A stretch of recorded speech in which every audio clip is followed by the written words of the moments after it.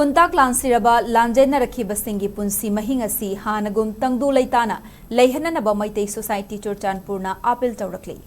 Prime Minister na Fongduk Lamba to resettle the displaced people at appropriate places as soon as possible haiba wafam asigi matangda Meitei Society Churchanpurna ngasi Manipur Press Club ta pangthokiba paugi mifamda N Ramesh na hai Prime Minister na Manipur da lakani hairakpa matamda asa amaga loinana hanagi matawgum tangdu leitana leiragani khalambani miyamgi awaba koklagani khalamba madugi onna tainabada mahakna wahan thok ani ahum thokna yengba yaba wafam Fongduk Lamba laibak thibani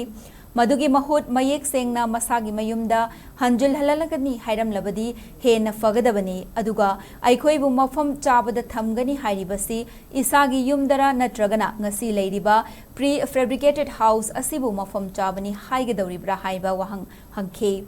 wahan thok ani ahum thok na hangba yaba wafam hairam bagi mahutta athuba matamda isagi mayumda hanjul halagani hairam labadi hena fagani masina santi purakani haiba thazai haike Lupasina point mari khak mari leinaba singda athuba matamda thabakto onthok pinanaba khangalake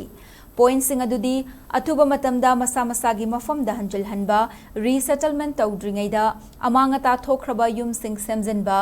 lan asina sokhallaba yum singda pifam thokpa compensation mapung fana piba amadi lan asina maram oiraga awaba nanglaba imungi miyoi amamamda central lenga ki thabak amamam pigedabani hairiba wafam asi Prime Minister Manipur ki Governor amadi mari leinaba singna mityeng changbiraga hanagi mafam da hanjal hananaba hotnabiu haiba wafam thamki Singa masum tamani maktar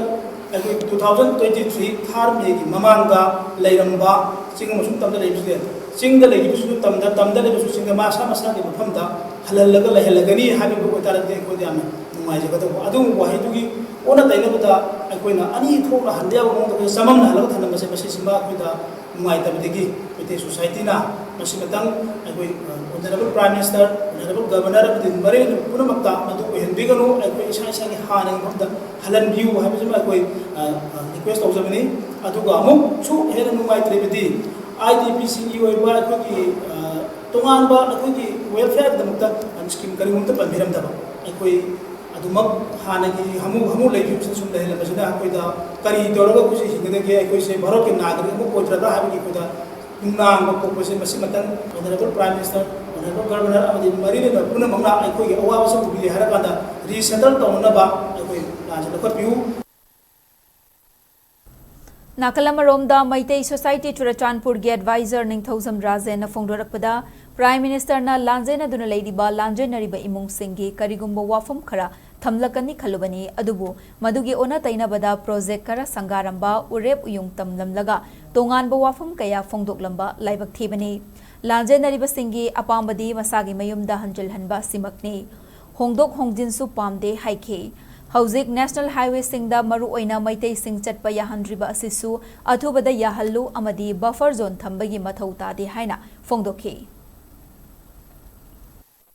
Asal tu dalam hari berkuasa kata dah, civil society, Churchanpur Meitei Society 69 years masih atau kita ni kena satu jadi macam tu pun biru trek ada hari bah pun masih orang ini berdua itu dah hari, kerja saya ani lepas thamari masuk tu macam sebab tu kunci main je ada mungkin itu dah hari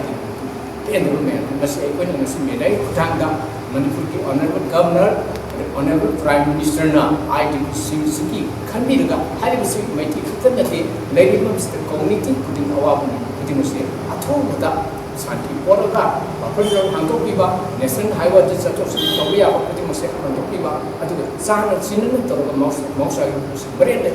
amoni higen bedo bedo yang athu matin as soon as possible na palise masi 1% in view habisi